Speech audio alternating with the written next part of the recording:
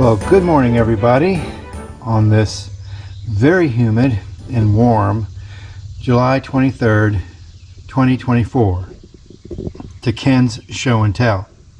Today we're going to do some basic servicing on my 1971 Mercedes Benz 280 SE. And I've written down the current miles on the odometer, which is 39,472. I suspect that's 139,000, but I don't really know. So total mileage unknown. We're going to be changing the engine oil. We're going to be changing the oil filter, lubricating all the chassis points, including the 14 points up front and the drivetrain. We're going to be checking the power steering fluid. Now, I had flushed the power steering fluid a couple of years ago and all that, but it's just a nice habit to check the power steering fluid. Check the brake and clutch fluid, because this car is a 4-speed manual on the floor, which is really unusual for this old S-Class. And we're going to bring the tire pressures and make sure all tire pressures are around 38 psi or so. That's kind of where I like them. It's a nice balance between ride and handling. And then we're going to check the differential oil and replace top off if need be. But the first thing we need to do is move the subject at hand over to the work bay, currently occupied by my 84 W123 300 turbo diesel. The turbo diesel normally stays parked behind me anyway, and the white car normally stays parked here. So let's go ahead and move these cars in their respective places.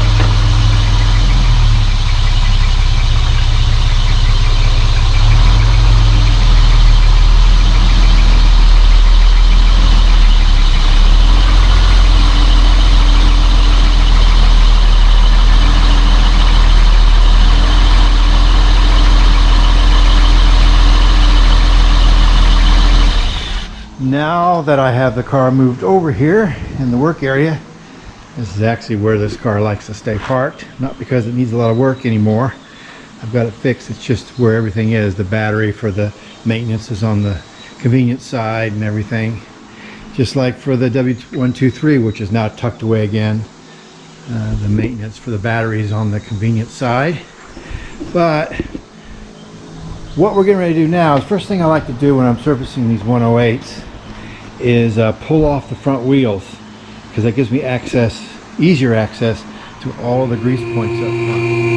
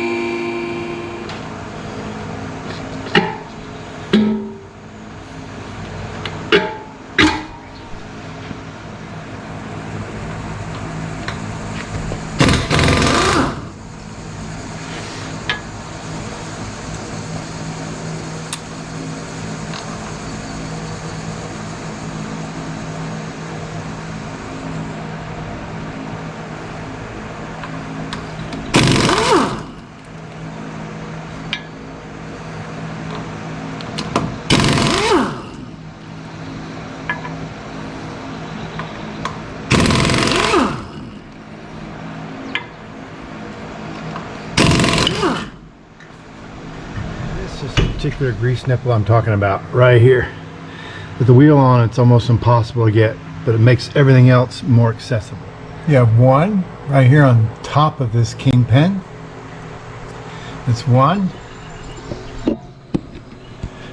And two on the bottom here of this kingpin spindle. I'll go around in the front here. And right here in the middle is another one. So you got 1, 2, 3 in the front. Right here, just on this kingpin.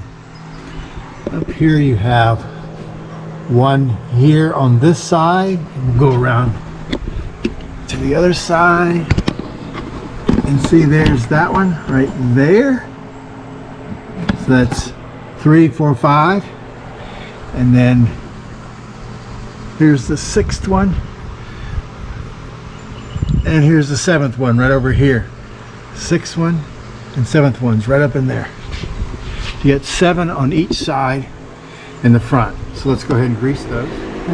Let me show you something. I have the correct size, has it, wrench for this back end back here to check the level and your differential. It's also the same size for the oil pan. But the problem is it won't fit in there. There's not enough room. So I've got this old Sears Craftsman socket set here with, and this is the and using the ball on the end of this socket wrench here, if you will, it fits right in there, and that's what I use to drain the oil. Here it comes. Try to get it not on my, I don't want it to run down anything. Here, I'll move over here on this side. That is a really fine machined. Here we go. That's a nice piece of metal there. I love these 108s. They are so well made. All right.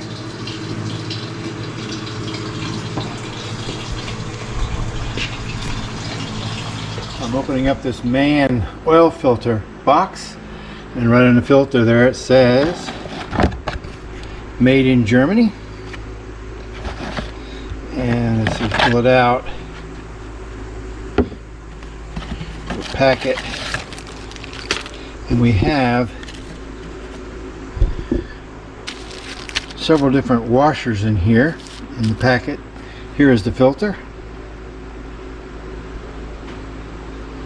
Fits my W111 as well. The filter comes packaged with these this O-ring you need to replace. This is in the oil filter housing. Here's a nice crush washer, copper washer that goes on the plug here, so we'll replace that, and these are for the filter itself. So we'll go ahead and put this back in with the new washer, and we'll be able to fill it with oil. But before we fill it with oil, we'll change out the oil. Just take a look at this beautifully machined piece, and all this is an oil pan plug. Lovely. Here's a brand new crush washer right there. We'll just put it right there, and we'll go ahead and put that back in. Someone must have been kind of rough with this sometime in the past before I got it, but right here on this flat smooth surface I detect the nick. So what I'm going to do is I'm going to gently file it flat. Hope you can see it. There it is right there, the nick. It's nice and smooth now. I know how that happened. Somebody who owned this car before me took it to a quick change place or some garage that didn't give a damn and didn't have the right tool to get this.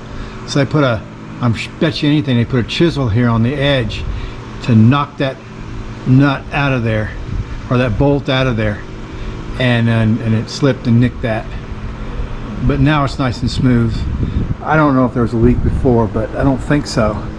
But I've taken care of it now. So those are the kind of things you need to look out for on your old cars. They weren't always loved like you love your car now. Oil filter housing is. There's a 17mm nut on the end. Loosen that, and we'll pull that housing off. Now I've taken that housing out and cleaned it up on the outside and the inside really well. Put the new gasket in right here. Mine didn't have a washer here. Everything was fitting really nicely, so I haven't put a washer back in here. And it wasn't leaking oil before, so decided to leave it alone. I assembled it with those washers. It just didn't look or feel right. Now, this is still loose, so what I've done is I've got this thing hand tightened, hand thread, because you don't want to cross thread it. And I just want to make sure this lip is fit inside this housing, and it is. And now it's ready to tighten down with the wrench. 17mm wrench. Now we are ready to put the wheels back on.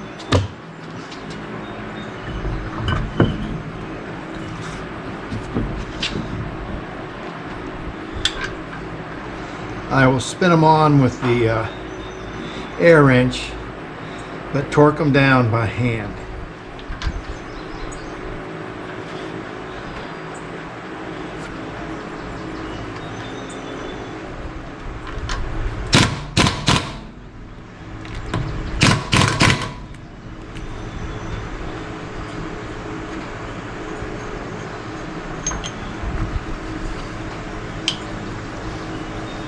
I won't torque them by hand till everything's on the ground.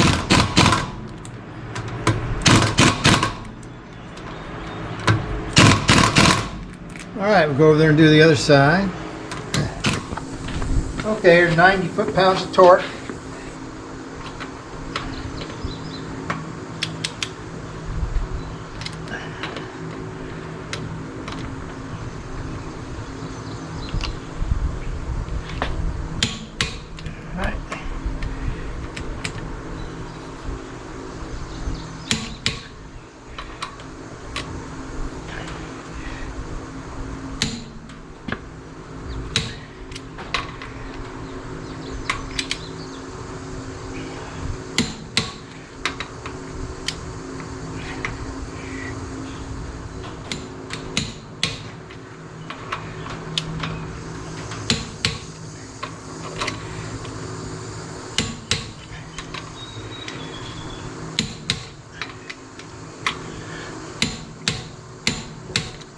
Okay, we'll go do the other side and put the wheel covers back on. This passenger rear tire is at 30 psi. I'm going to run it up to about 35.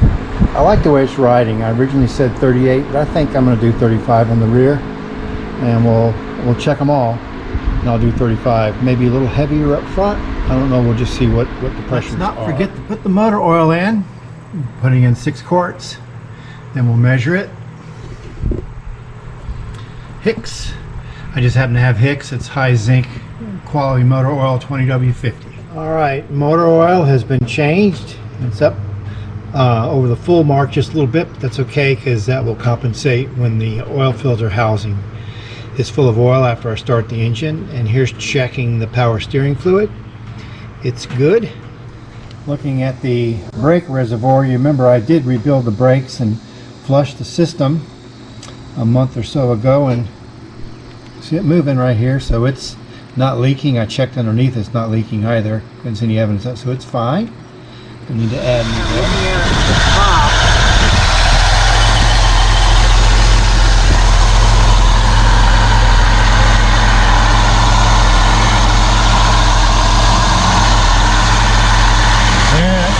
cylinder thing down there, that's the freshly cleaned oil filter housing. Right there. Yep. So we look underneath there, I don't see a little dripping, so we'll go down there and look.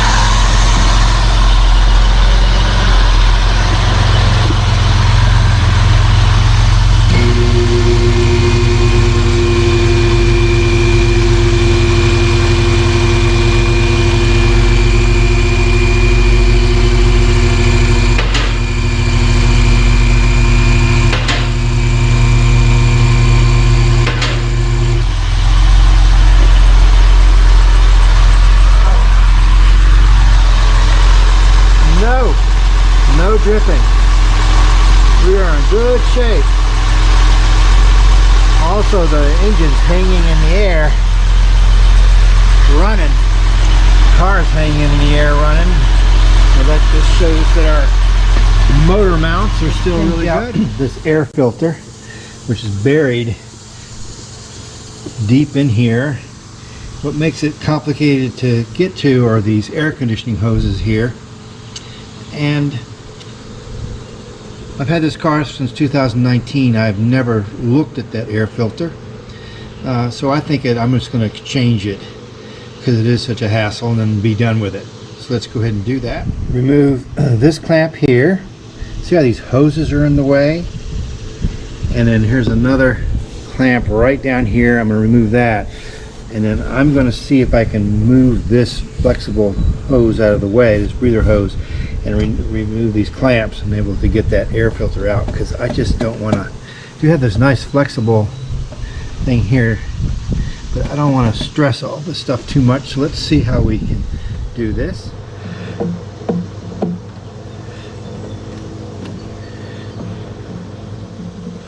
All right, that's loose. What we have here. Here we go. All right, so I'm going to pull this all the way off. Okay, and I can just put that back together if need be. Okay, let's put a screwdriver in between the lip and the hose here. Pry this thing loose. It's been here for some time, I suppose. Like I said, I didn't know how long it's been here. Okay, it's loose. Okay.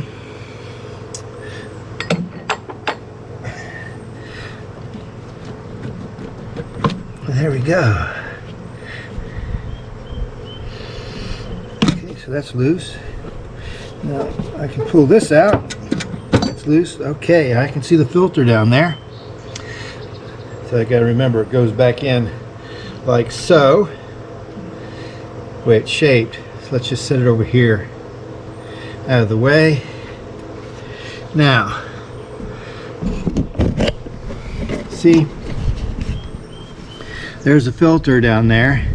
Here's the housings. I have to get this clamp off here and another one here, another one back here. So there's 3 of these clamps, and so let me pull those things off.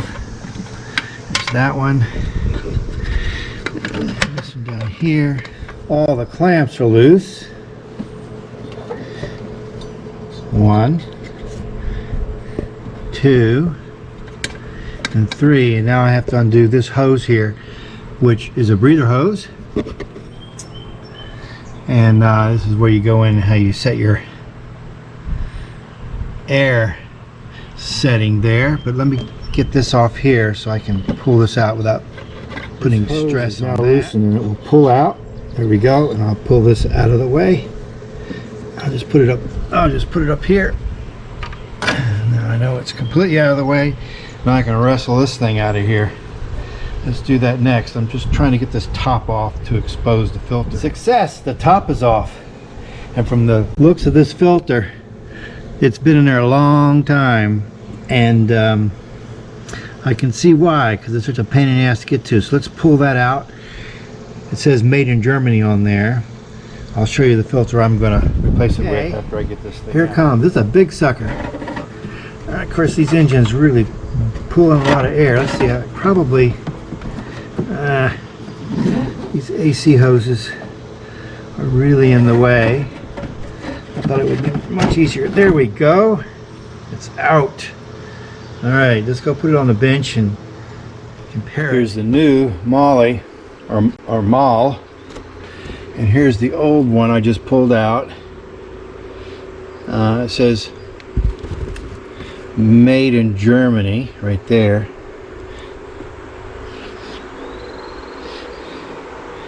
But since it's such a pain to change, it doesn't look that bad actually.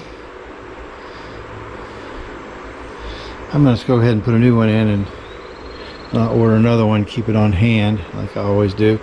This is the same filter. It fits my W111, so that's good. This is the Molly that's made in Austria. So let's get it out of the box. New, old.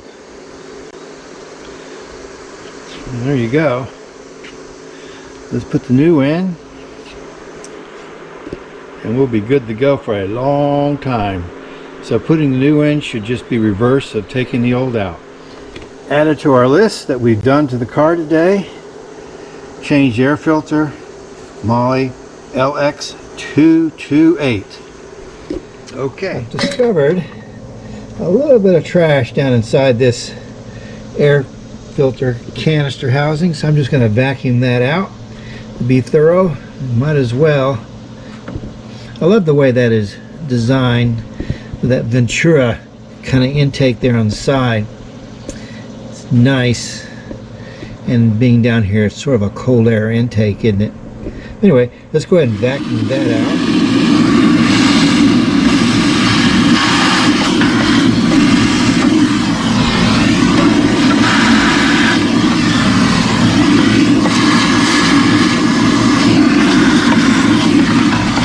Oh yeah, clean as a whistle, so to speak. New one's back in, fits right on that center hump there for a nice fit. Now we'll put this lid back on. All those snaps are in place. They weren't easy to do. This one over here wasn't even in to begin with. Now you can see down there, this filter looks so much cleaner because it's brand new. It looks good in there. Here, let me show you. Very satisfying for sure. Yep, see? It's very good. And I tell you what, this is another reason I don't think, I surely didn't do this, but this filter had not been changed in a long time. And when I did take it apart, half these, not half, but 1/3 of these fasteners weren't even in place. So don't take your car to some doo-wad. Do it yourself, or take it to some place you can actually trust. Next thing to do is put this air hose back in place right here.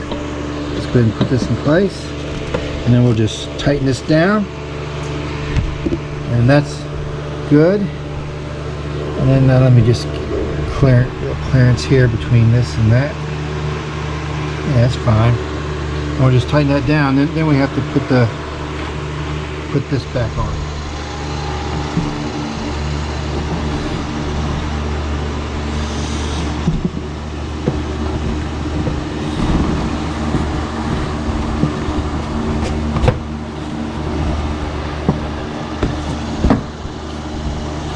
There you go. Now I just have to put those clamps back on and we are good to go. Clamp there and a clamp down there. All right, our filtration system is done. Now let's turn our attention to the differential on this car. It has 2 grease pit points on the pivot point of the right axle, and also we need to check the differential fluid level and add any if we need to. So let's see what we have. We have the car setting flat on the ground because that's how you want to check on the differential. The first grease point is right here on this front pivot, and there's one on the back which we'll get to, and then what we'll do before we move right back there is we'll check the fluid level inside this diff. Notice that this car still has the hydraulic compensation valve, the linkage in place here. I know from what records I have that that was replaced at least once. So let's see what we have here.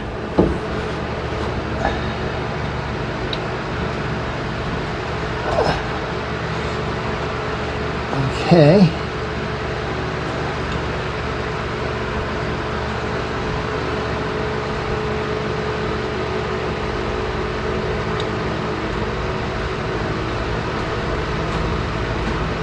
Now, if it's full, fluid will come out of this plug. Very nicely made plug.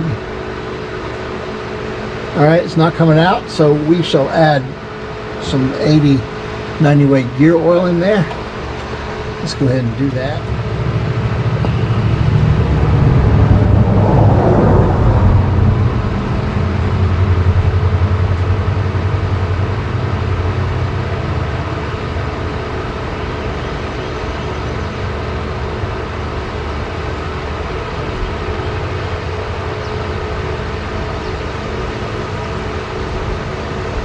Okay, it's starting to come out. Let's see.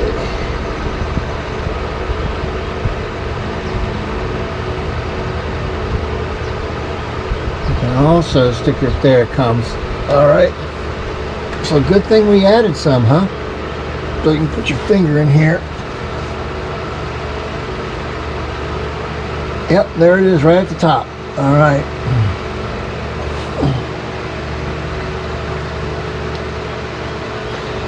Put this back on.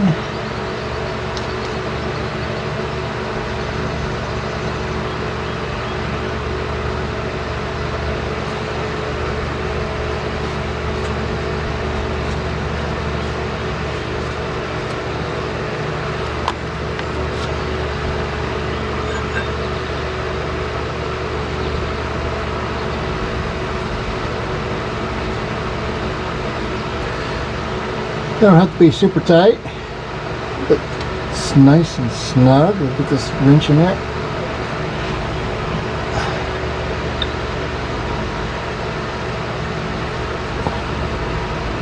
Make sure it's in there good. Give it a little tap. Okay, that's in there nice. Now let's go around the back and do that, but it's the same as this.